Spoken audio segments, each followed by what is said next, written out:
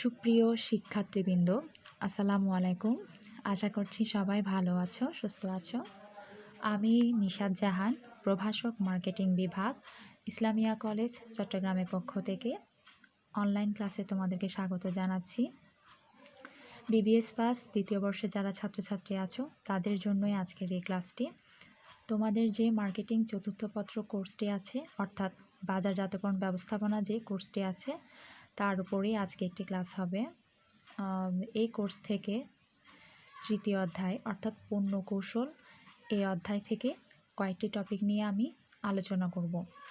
গত ক্লাসে এই অধ্যায় থেকে আমি পণ্য কী, পণ্যের বিভিন্ন স্তর, এগুলো নিয়ে আলোচনা করেছিলাম। আজকের ক্লাসে আর কয়েকটি গুরুত্বপূর্ণ টপিক নিয়ে আলোচনা করব। তো টপিকগুলো কী কী, আগে আমরা সেগুলো জানি। আজকের ক্লাসের আলোচনার বিষয়বস্তু হলো নতুন পণ্য কী, নতুন পণ্যের উন্নয়ন প্রক্রিয়া, আর নতুন পণ্য ব্যর্থ হওয়ার কারণসমূহ কী কী। এই তিনটা টপিক নিয়ে আমরা আজকের ক্লাসে কথা বলবো। তো প্রথমে আমরা আসছি নতুন পণ্য কী। নতুন পণ্য এটি খুবই সহজ, আমরা সবাই কম বেশি জানি নিউ প্রোডাক্ট জিনিসটা কী। তারপরও বলছি, যে পণ্যের পূর্বে কোথাও অস্তিত্ব ছিল না, এমন কোনো পণ্য যদি কোনো প্রতিষ্ঠান বাজারে প্রথমবারের মতো উপস্থাপন করে, তবে তাকে নতুন পণ্য বলা হয়। তবে কেবল প্রথমবারের মতো বাজারে আসলেই যে নতুন পণ্য হবে বা অন্য কোনো পণ্য নতুন পণ্য হবে না, তা কিন্তু নয়। মডেলের পরিবর্তন, নতুন গুণাগুণ সংযুক্তকরণ, পণ্যের নতুন কোনো ব্র্যান্ডের উন্নয়ন করা হলেও তা নতুন পণ্য হিসেবে গণ্য হবে। অর্থাৎ শুধুমাত্র ফার্স্ট টাইম বাজারে আসলেই যে নতুন পণ্য হবে তা কিন্তু নয়। বাজারে বিদ্যমান কোনো পণ্যের যদি গুণাগুণ, রং, মডেল, আকার, ডিজাইন ইত্যাদি পরিবর্তন করে ছাড়া হয়, পুরাতন পণ্য হতে পৃথক সত্তার অধিকারী হয়, তবে সেই পণ্যটিও কিন্তু নতুন বলে কাউন্ট হবে। আর কিছু ডেফিনেশন আছে নিউ প্রোডাক্ট নিয়ে তোমাদের, তার মধ্যে ফিলিপ কটলারের ডেফিনেশনটা আমি তোমাদেরকে বলছি। সেটি হচ্ছে, নতুন পণ্য হচ্ছে একটি পণ্য, সেবা বা ধারণা যা কিছু সংখ্যক সম্ভাব্য ক্রেতার নিকট নতুন হিসেবে গৃহীত হয়। অর্থাৎ একজন বাজারজাতকারীর যে টার্গেট কাস্টমার থাকে, সে টার্গেট কাস্টমারের কাছে যে পণ্যটি নতুন বলে মনে হবে সেটিই নতুন পণ্য। কোনো পণ্য আমার কাছে নতুন, তোমার কাছে নতুন নাও হতে পারে, বা তোমার কাছে নতুন, তোমার কোনো ফ্রেন্ডের কাছে সেটি নতুন নাও হতে পারে। এমন একটা প্রোডাক্ট তুমি তোমার ফ্রেন্ডের কাছে দেখলে, তোমার কাছে সেটা মনে হচ্ছে নতুন, কিন্তু সে অলরেডি সেটা ইউজ করে এসেছে, তাই তার কাছে সেটা নতুন না। তাই নতুন পণ্য একটি হয় একেবারে নিউ, যেটা বাজারে ফার্স্ট টাইম এসছে, আগে কোনো অস্তিত্ব ছিল না বাজারে, সেটি হলো যে এক ধরনের নতুন পণ্য। আরেকটা নতুন পণ্য হলো পুরাতন পণ্যকে নতুনভাবে প্রেজেন্ট করা। সেটা হতে পারে ডিজাইন চেঞ্জ করে, কালার চেঞ্জ করে, নতুন কোনো ফিচার সেট করে, মডেলের চেঞ্জ করে বা প্যাকেজিং চেঞ্জ করে যদি পুরাতন কোনো পণ্য বাজারে আসে, সেটিকেও নতুন পণ্য বলা হয়। এগুলোকে বলা হয় অনুকরণকৃত নতুন পণ্য। এখন আমরা আসছি আজকের ক্লাসের সবচেয়ে ইম্পর্ট্যান্ট টপিক যেটা, সেটা হচ্ছে সেকেন্ড টপিকটা, নিউ প্রোডাক্ট ডেভেলপমেন্ট প্রসেস, অর্থাৎ নতুন পণ্যের উন্নয়ন প্রক্রিয়া। একটা নতুন পণ্য যখন বাজারে আসে, সেটি কিভাবে বাজারে শেষ পর্যন্ত প্রতিষ্ঠিত হয়, সেগুলো কিছু ধাপের মাধ্যমে প্রেজেন্ট করা হয়েছে। সেটাই হচ্ছে নিউ প্রোডাক্ট ডেভেলপমেন্ট প্রসেস। একেবারে শুরু থেকে বাজারে প্রেজেন্ট হওয়া পর্যন্ত কিভাবে একটা প্রোডাক্ট বাজারে স্থায়ী হয়, সেগুলোই বিভিন্ন ধাপের মাধ্যমে এখানে প্রেজেন্ট করা হয়েছে। তাই যেহেতু এটা process, new product development process, আমরা অবভিয়াসলি বুঝতেই পারছি এখানে কিছু ধাপ আছে। তো ধাপগুলো কি কি, আমরা সেগুলো নিয়েই কথা বলবো। প্রথমে আমরা দেখি ধাপ এখানে কয়টা আছে। এখানে নিউ প্রোডাক্ট ডেভেলপমেন্ট প্রসেসে 8টি ধাপ আছে। ধাপগুলো কি কি? প্রথমেই হচ্ছে নতুন ধারণা সংগ্রহ বা নিউ আইডিয়া কালেকশন, যেটাকে আইডিয়া জেনারেশন বলা হয়, অর্থাৎ নতুন কোনো আইডিয়া আসা। সেকেন্ডটা হচ্ছে ধারণা বাছাইকরণ বা আইডিয়া স্ক্রিনিং। থার্ড ওয়ান হলো ধারণা উন্নয়ন ও পরীক্ষণ, অর্থাৎ কনসেপ্ট ডেভেলপমেন্ট অ্যান্ড টেস্টিং। এরপরে হলো বাজারজাতকরণ কৌশল উন্নয়ন অর্থাৎ মার্কেটিং স্ট্র্যাটেজি ডেভেলপমেন্ট। 5th-এ আছে ব্যবসায়ী বিশ্লেষণ বা বিজনেস অ্যানালাইসিস, দেন প্রোডাক্ট ডেভেলপমেন্ট বা পণ্য উন্নয়ন। 7th স্টেপ হলো পরীক্ষামূলক বাজারজাতকরণ বা test marketing and finally commercialisation বা বাণিজ্যিকীকরণ। এই 8টি ধাপের মাধ্যমেই এই 8টি ধাপ পার করে কিন্তু একটা নতুন পণ্য বাজারে স্থায়ী হয়, পুরোপুরিভাবে প্রতিষ্ঠিত হয়ে যায়। তো কিভাবে কি হয় আমরা শুরু থেকেই একটু একটু করে আলোচনা করছি। প্রথমে যে ধাপটি সেটি হচ্ছে আইডিয়া জেনারেশন বা নতুন ধারণা সংগ্রহ। এটি কি?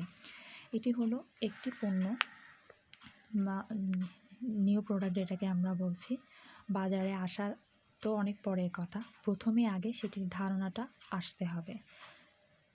সেটা যে কোনোভাবে আসতে পারে, আইডিয়াটা আগে জেনারেট হতে হবে।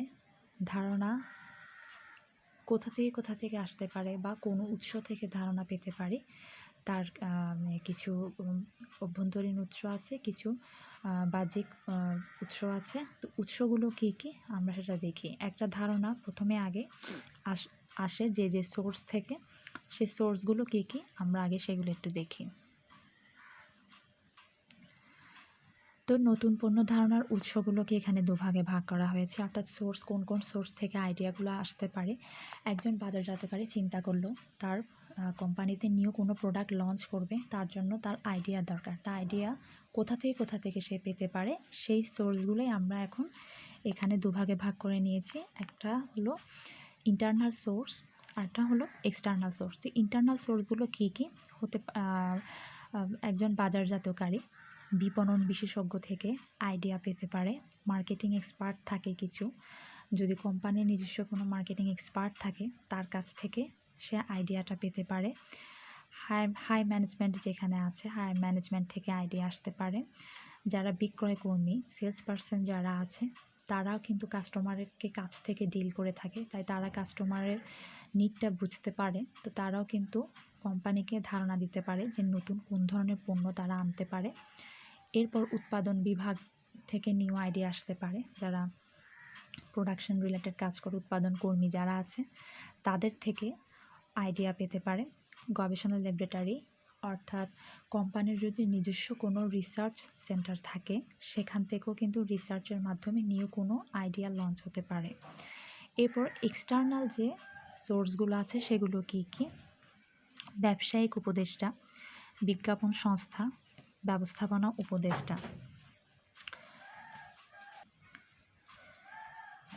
এই সমস্ত উৎসগুলো সরাসরি পেশাদারি উৎস, তারা বাজারের অবস্থা সম্পর্কে যথেষ্ট অভিজ্ঞ, আর এই কারণেই তাদের দেয়া ধারণা সবসময় বাস্তবসম্মত হয়ে থাকে। সুতরাং এদের থেকেও কিন্তু নতুন ধারণা পাওয়া যেতে পারে। এছাড়া আছে পরিবেশক ও সরবরাহকারী। পরিবেশক যারা আছে তারা কিন্তু নিউ আইডিয়া দিতে পারে। যারা আমার সাপ্লায়ার আছে, একজন বাজারজাতকারী যারা সরবরাহকারী আছে, তারাও কিন্তু নতুন আইডিয়া দিতে পারে। প্রতিযোগী প্রতিষ্ঠান থেকেও কিন্তু একটা কোম্পানি নিউ আইডিয়া পেতে পারে, এটাও একটা নিউ আইডিয়ার সোর্স হতে পারে। প্রতিযোগী প্রতিষ্ঠান কি নতুন পণ্য আনছে, তাদের বিভিন্ন কার্যকলাপকে যদি অবজার্ভ করা হয় বা তাদের বিভিন্ন অ্যাড যদি দেখা হয়, সেক্ষেত্রে সেখান থেকেও কিন্তু নিউ আইডিয়া আসতে পারে। এরপরে ক্রেতা যারা আছে, কোম্পানির ক্রেতা যারা আছে, তারাও কিন্তু নতুন কোনো আইডিয়া দিতে পারে যে এরকম কোনো পণ্য আনলে ভালো হয়, এই ধরনের পণ্য আসলে চাহিদা বেশি হবে, তাই ক্রেতা থেকেও কিন্তু আইডিয়া আসতে পারে। ইউনিভার্সিটি বা বিভিন্ন সরকারি প্রতিষ্ঠান আছে, সেখান থেকেও কোম্পানি আইডিয়া পেতে পারে। এছাড়া আর কিছু আদার্স সোর্সেস আছে, যার মধ্যে উল্লেখযোগ্য হলো ম্যাগাজিন হতে পারে, সেমিনার, ডিলার, মেলা বা বিভিন্ন প্রদর্শনী। এই সমস্ত উৎস থেকেও কিন্তু একটা কোম্পানি তার নিউ প্রোডাক্টের জন্য আইডিয়া পেতে পারে। তো এই হলো প্রথম ধাপ, অর্থাৎ আইডিয়া জেনারেশন বা নতুন ধারণা সংগ্রহ যে ধাপটি। ফার্স্ট স্টেপে বিভিন্ন সোর্স থেকে আইডিয়াগুলো সংগ্রহ করা হয়। সেকেন্ড যে স্টেজটা সেটি হলো ধারণা বাছাইকরণ, অর্থাৎ আইডিয়া স্ক্রিনিং। নতুন যে ধারণাগুলো বেসিক্যালি পাওয়া গেছে, অনেকেই অনেক ধরনের ধারণা দিবে নতুন পণ্যের জন্য। তো সবগুলো ধারণা তো আর অ্যাকসেপ্ট করা সম্ভব নয় একজন মার্কেটারের পক্ষে। তো মার্কেটার করবে কি, নতুন কোনো যে আইডিয়াগুলো পেয়েছে সেগুলো থেকে যেগুলো অনেক বেশি উপযোগী মনে হবে, কার্যকর মনে হবে, সেগুলো বাছাই করবে। এই জন্য কোম্পানির নিজস্ব হয়তো একটা কমিটি রেডি করা থাকে। সেই কমিটি বিভিন্ন যাচাই বাছাই করার মাধ্যমে নিউ আইডিয়াগুলো থেকে যেগুলো ভালো সেগুলো রাখবে, আর যেগুলো মনে হবে দুর্বল, সময়োপযোগী নয়, অপ্রয়োজনীয় মনে হবে বা কম সম্ভাবনার মনে হবে, সেগুলো বাদ দিয়ে দিবে। তো এগুলোই হলো সেকেন্ড স্টেজ, ধারণা বাছাইকরণ বা আইডিয়া স্ক্রিনিং। থার্ড যে স্টেজটা সেটা হলো কনসেপ্ট ডেভেলপমেন্ট অ্যান্ড টেস্টিং। এখানে দুটো অংশ আছে। একটা হচ্ছে কনসেপ্ট ডেভেলপমেন্ট বা ধারণা উন্নয়ন হলো ধারণা বাছাই করার মাধ্যমে যে কয়টি ভালো ধারণা বা আইডিয়া বাছাই করে নেওয়া হয়েছে সেই কয়টি আইডিয়ারই একটা বর্ণনা দাঁড় করানো, যে কয়টা আইডিয়া পাওয়া গেছে সেগুলোরই একটা ডিটেলস রেডি করা, যে এরকম হবে পণ্য, এরকম একটা ডিটেলস রেডি করে নেওয়া। আর পরীক্ষণ হলো যাদের জন্য এই পণ্যটা রেডি করার চিন্তা করা হচ্ছে, যারা সম্ভাব্য ভোক্তা বা ক্রেতা আছে, সে ক্রেতা বা ভোক্তার সামনেই যে ধারণা কনসেপ্টটা ডেভেলপ করা হয়েছে, অর্থাৎ যেগুলো ডিটেলসে লেখা হয়েছে বা ডিটেলস রেডি করা হয়েছে, সেই ডিটেলসগুলোই টার্গেট কাস্টমারের নিকট প্রেজেন্ট করা। সেটা হতে পারে ভাষায় বা কোনো চিত্রের মাধ্যমে, কারণ এখনও কিন্তু পণ্যটা রেডি হয়নি, এটি জাস্ট আইডিয়াটাকেই ডেভেলপ করা হয়েছে, আইডিয়াটাই কাস্টমারদের সাথে শেয়ার করা। এই ক্ষেত্রে হয় কি, পুরো ডিটেলসটা কাস্টমারকে জানানো, সুবিধা সম্পর্কে জানানো এবং কাস্টমারের প্রতিক্রিয়া দেখা। কাস্টমারকে জিজ্ঞেস করা যায় এক্ষেত্রে যে নতুন আইডিয়াটা কেমন লাগছে, বা আর কিছু নতুন সুবিধা এতে অ্যাড করা যায় কি না, মানে কাস্টমারের মতামতও এই থার্ড স্টেজে এসে প্রায়োরিটি দেওয়া হয়, জানা হয়, এবং এক্ষেত্রে মার্কেটাররা এটা শিওর হতে পারে যে তার পণ্য বাজারে কতটুকু অ্যাকসেপ্টেবল হতে পারে। এটা থার্ড স্টেজ। দেন ফোর্থ স্টেজে আসছে মার্কেটিং স্ট্র্যাটেজি ডেভেলপমেন্ট।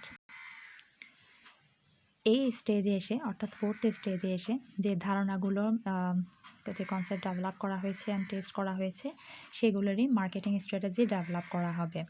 3টি ধাপে কৌশলগুলো রেডি করা হয়, বা কৌশলগুলোকে 3টি ভাগে ভাগ করা হয়েছে। প্রথমত যেটা হয়, বাজারের আয়তন, কাঠামো, বিক্রয়, মুনাফা ও আচরণগত বিষয় ইত্যাদিকে দাঁড় করানো হয়। তারপরে সেকেন্ডে সেটা হচ্ছে দ্রব্যের সম্ভাব্য মূল্য, বন্টন পদ্ধতি, এগুলো যাচাই বাছাই করা হয়, বা বাজেট এখানে থাকে। তারপরে তৃতীয়ত সেটা হচ্ছে দীর্ঘমেয়াদী বিক্রয় ও মুনাফা লক্ষ্য এবং বাজারজাতকরণ মিশ্রণ কৌশলের রূপরেখা তৈরি করা হয়। অর্থাৎ প্রথম ধাপে এসে যেটা হয়, মানে কৌশলকে যেখানে আমরা 3টা ভাগে ভাগ করে নিয়েছি। প্রথম ধাপে হচ্ছে বাজারের আয়তনটা কেমন হতে পারে, কাঠামো, আচরণগত যে বিষয়গুলো কাস্টমারের, সেগুলো নিয়ে চিন্তা করা হয়। দ্বিতীয় ধাপে এসে মূল্য কেমন হবে, বন্টন প্রণালী কেমন হতে পারে, বা বাজেট কী ধরনের হবে পণ্যটা, সেটা ঠিক করা হয়। আর তৃতীয় ধাপে এসে বিক্রয়, মুনাফা বা বাজারজাতকরণ মিশ্রণের যে কৌশলটা বিষয় করে মার্কেটিং মিক্স স্ট্র্যাটেজিগুলো এখানে ডেভেলপ করা হয়। এটাই হলো ফোর্থ স্টেজ। ফিফথ স্টেজ হচ্ছে ব্যবসায়িক বিশ্লেষণ। এটা হলো খুবই গুরুত্বপূর্ণ একটা ধাপ, বিজনেস অ্যানালাইসিস যেটা। এক্ষেত্রে হচ্ছে কোম্পানি তার এক্ষেত্রে এখনও তো পণ্য রেডি হয়নি, ফিফথ স্টেজেও কিন্তু পণ্য রেডি হয়নি, এখনও জাস্ট আইডিয়া নিয়েই কাজ করা হচ্ছে। তো কোম্পানি তার আইডিয়াটার কতটুকু ফ্রুটফুল হবে, মানে কতটুকু তার মুনাফা হচ্ছে না হচ্ছে, সেই বিষয়টা নিয়েই এখানে ব্যবসায়িক চিন্তাভাবনা করে। আর্থিক চিন্তাভাবনাটা ফিফথ স্টেজে এসে করা হয়, বিজনেস অ্যানালাইসিস। যদি মনে হয় যে এই পণ্যটি বা যে আইডিয়াটা দাঁড় করানো হয়েছে সে আইডিয়াটি আর্থিক দিক দিয়ে বা কাস্টমারের প্রয়োজন অনুসারে, কোম্পানির প্রয়োজন মতো মোটামুটি চলবে, সেক্ষেত্রে হয় কি, কোম্পানি পণ্যটির পরবর্তী ধাপের জন্য আগাবে। আর নয়তো কিন্তু এই স্টেজে এসেই প্রোডাক্টটাকে বা প্রোডাক্ট না, ধারণাটাকেই বাদ দিয়ে দেওয়া হবে, আর আগানো যাবে না। যদি কোম্পানি বুঝে থাকে যে তার আইডিয়াটা কার্যকর হবে না, এই ব্যবসায়ী বিশ্লেষণ করে যদি বুঝতে পারে যে কার্যকর হবে না, সেক্ষেত্রে কিন্তু কোম্পানি এই স্টেজে এসে পণ্যটা নিয়ে আর আগাবে না, আইডিয়াটা নিয়ে আর আগাবে না। এখন আসছি আমরা 6th স্টেজে, প্রোডাক্ট ডেভেলপমেন্ট। যদি ব্যবসায়িক বিশ্লেষণে দেখা যায় যে পণ্যটি আসলেই কার্যকর হবে, আর্থিক দিক দিয়ে, বাজেট টাজেট সব মিলিয়ে, মুনাফার দিক দিয়ে, সব কিছু দিক দিয়েই সম্ভাব্য মুনাফা যাচাই বাছাই করে যদি মনে হয় যে না ঠিক আছে, প্রোডাক্টটা আসলেই বা আইডিয়াটা আসলেই একটা কার্যকর আইডিয়া হচ্ছে, সেক্ষেত্রে 6th স্টেজে এসে প্রোডাক্টটা ডেভেলপ হয়ে যাবে কাস্টমারের প্রয়োজন মতো, কাস্টমারকে প্রায়োরিটি রেখে, কাস্টমারের চিন্তাভাবনায় রেখে, কল্পনা অনুসারে যেভাবে আইডিয়াটা চিন্তা করা হয়েছে সেভাবে প্রোডাক্টটা রেডি করা হয়ে থাকে। এরপরে হলো পরীক্ষামূলক বাজারজাতকরণ বা টেস্ট মার্কেটিং যেটা বলা হয়। তো যে পণ্যটা রেডি হয়েছে সেটি বেসিক্যালি স্বল্প পরিসরেই বাজারে ছাড়া হয়। এটি হতে পারে কোনো একটা স্পেসিফিক এরিয়া ধরে ওই এরিয়ার মধ্যে খালি প্রোডাক্টটা সেল করা হয়, বা যে টার্গেট কাস্টমারকে চিন্তা করে পণ্যটা রেডি করা হয়েছে সেই টার্গেট কাস্টমারের এরিয়াগুলোতেই প্রোডাক্টটাকে টেস্ট করার জন্য রাখা হয়। অথবা হতে পারে স্পেসিফিক কোনো দোকানে এটা স্যাম্পল সাইজ করে করে রাখা হয়, যাতে কাস্টমাররা টেস্ট করতে পারে, পজিটিভ নেগেটিভ ওদের রিয়াকশানগুলো কোম্পানি পর্যবেক্ষণ করতে পারে। আর পরীক্ষামূলক বাজারজাতকরণে যদি কোম্পানি সাকসেস হয়, যদি দেখে যে তারা পণ্যটা যেভাবে চেয়েছে, কাস্টমার যেভাবে চেয়েছে সেভাবেই তৈরি হয়েছে, কাস্টমারও হ্যাপি, যা যা দেওয়ার কথা ছিল কাস্টমারকে ওই পণ্যের মাধ্যমে তা তা দিতে পারছে, তাহলে কিন্তু কোম্পানি কমার্শিয়ালাইজেশনে যাবে, অর্থাৎ পুরোপুরিভাবেই বাজারে পণ্যটি ছেড়ে দেওয়া হবে, যেটাকে বাণিজ্যিকীকরণ বা কমার্শিয়ালাইজেশন বলা হয়। তাহলে এই হলো নিউ প্রোডাক্ট ডেভেলপমেন্ট প্রসেস। প্রথমে হলো আমি আরেকটু সহজ করে একটা সামারি করে দিচ্ছি। সেটি হচ্ছে, ফার্স্ট হলো আইডিয়া জেনারেশন, নতুন ধারণা সংগ্রহ করা। এক্ষেত্রে হচ্ছে একটা নতুন পণ্য বাজারে আসার জন্য প্রথমে আইডিয়াটা আসতে হবে। তারপরে হলো ধারণা বাছাইকরণ, খুবই গুরুত্বপূর্ণ একটি ধাপ। যদি কার্যকর বা ভালো ধারণাগুলো বাছাই করতে না পারে, পুরো প্ল্যানিংই নষ্ট হয়ে যাবে। তো সেই জন্য ধারণা বাছাই করতে হবে, ভালো যে ধারণাগুলো আছে, সময় উপযোগী, কাস্টমার উপযোগী যে ধারণাগুলো আছে সেগুলো বাছাই করে নিতে হবে। এটি সেকেন্ড ধাপে এসে থার্ড স্টেজে হচ্ছে কনসেপ্ট ডেভেলপমেন্ট অ্যান্ড টেস্টিং। এটা হলো যে ধারণাগুলো বাছাই করে করা হয়েছে সেগুলির ডিটেলস রেডি করা, আর সেগুলো তাদের টার্গেট কাস্টমারকে ভাষায় বা চিত্রের মাধ্যমে প্রেজেন্ট করা, তার সুবিধাগুলো বোঝানো। তারপরে হলো যে ধারণাগুলো ডেভেলপ করা হয়েছে, ফোর্থ স্টেজে এসে সেটার মার্কেটিং স্ট্র্যাটেজিগুলো ডেভেলপ করা হবে। তারপর ফিফথ স্টেজে ব্যবসায়িক বিশ্লেষণ করা হবে, যে এটা কতটুকু কার্যকর হবে কোম্পানির জন্য, সেটাই এখানে বিশ্লেষণ করা হবে। যদি কোম্পানির জন্য কার্যকর হয়, ষষ্ঠ ধাপে এসে প্রোডাক্ট ডেভেলপ করা হবে, যেভাবে আইডিয়াটা রেডি করা হয়েছিল সেভাবে পণ্য উন্নয়ন হবে। তারপরে সপ্তম স্টেজে এসে হবে পরীক্ষামূলক বাজারজাতকরণ, যেটাকে বলা হচ্ছে টেস্ট মার্কেটিং, অর্থাৎ স্যাম্পল আকারে বাজারে ছাড়া হবে কাস্টমারদের টেস্ট করার জন্য। যদি টেস্ট সফল হয়, সেক্ষেত্রে কোম্পানি পুরোপুরিভাবে কমার্শিয়ালাইজেশনে চলে যাবে, বাণিজ্যিকীকরণ। এই ধাপগুলো তোমাদেরকে অবশ্যই ধারাবাহিকভাবে লিখতে হবে, যেহেতু এটা প্রসেস, এলোমেলো করে লেখা যাবে না। যে ধারণার পর যে স্টেজের পর যে স্টেজ আছে সেটা এটা খুবই সহজ, তোমরা জাস্ট পয়েন্টগুলো মনে রাখবে, কিন্তু ভিতরেরগুলো নিজের মতো করে লিখবে, এটা মুখস্থ করার কিছু নেই, খুবই সহজ একটা পয়েন্ট। এখন আমরা আজকের ক্লাসে লাস্ট যে টপিকটা, সেটা হচ্ছে নতুন পণ্য ব্যর্থ হওয়ার কারণ। অর্থাৎ একটা পণ্য বাজারে নতুনভাবে বাণিজ্যিক মানে কমার্শিয়ালাইজ হয়ে গেল, পুরোপুরিভাবে সেটেল হয়ে গেল, তারপরও সেটি অনেক কারণে ব্যর্থ হতে পারে। এত চিন্তা ভাবনা করে, এত স্টেজ পার করে প্রোডাক্ট একটা রেডি হওয়ার পরও কিন্তু ফেল হতে পারে। তো কেন একটা নিউ প্রোডাক্ট ফেল হয় সেটা আমরা একটু দেখি, রিজনগুলো কী কী বেসিক্যালি সেটাই একটু জানি। নতুন পণ্য ব্যর্থ হওয়ার কিছু ইম্পর্ট্যান্ট রিজন আছে। রিজনগুলোর মধ্যে কয়েকটা আমি বলছি, বাকিগুলো তোমরা নিজেরাও লিখতে পারবে। যেমন একটা হচ্ছে অপর্যাপ্ত বাজার গবেষণা বা ইনএডিকুয়েট মার্কেট রিসার্চ। ঠিকমতো মার্কেট রিসার্চ সম্পন্ন না করে যদি অর্থাৎ যাচাই বাছাই না করে যদি পণ্যটা রেডি করা হয়, সেক্ষেত্রে পণ্য ফেল হতে পারে। তারপর হলো কার্যকর ধারণার অভাব, অর্থাৎ যে ধারণা বা যে আইডিয়াটা নিয়ে চিন্তা করা হয়েছে সেই আইডিয়াটা আসলেই কার্যকর ছিল না, বা ধারণা বাছাইয়ে ভুল ছিল। আইডিয়া স্ক্রিনিং যে সেকেন্ড স্টেজটা, ধারণা বাছাই যদি ঠিকঠাক মতো না হয়, সেক্ষেত্রেও কিন্তু নতুন পণ্যটা ফেল হতে পারে। তারপরে হলো কারিগরি দুর্বলতা, অর্থাৎ যেভাবে পণ্যটা রেডি করার চিন্তা করা হয়েছে সেভাবে আসলেই টেকনিক্যাল প্রবলেমের কারণে রেডি করা হয়নি, যার কারণে পণ্যটা ফেল হতে পারে। এরপর হচ্ছে পণ্যের নিম্নমান, মানে যে কোয়ালিটি মেনটেন করার কথা ছিল ওই কোয়ালিটি হয়তো প্রোডাক্টের জন্য মেনটেন করতে পারেনি কোম্পানি, তাও ফেল হতে পারে। তারপরে হাই প্রাইস হতে পারে, অর্থাৎ যতটুকু কাস্টমাররা আশা করেছিল তার চেয়ে বেশি প্রাইস সেট করে দিয়েছে, যার জন্য প্রোডাক্টটা বাজারে খুব একটা চলতে পারছে না। তো এগুলো বা আরেকটা রিজন হতে পারে, সেটা হচ্ছে টাইমিংয়ের যে বিষয়টা, অর্থাৎ যে সময় পণ্যটা বাজারে ছাড়ার কথা সে সময় না ছেড়ে যে সময়টা আসলে ঠিক একটা উপযোগী না পণ্যটার জন্য, সে সময় বাজারে ছাড়া হয়েছে, এই কারণেও প্রোডাক্টটা ফেল হতে পারে।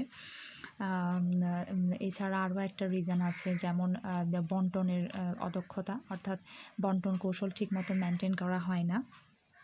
এরকম আরও বিভিন্ন রিজন আছে যে কেন একটা নতুন পণ্য বাজারে ঠিকমতো এস্টাবলিশ হয় না বা ব্যর্থ হয়।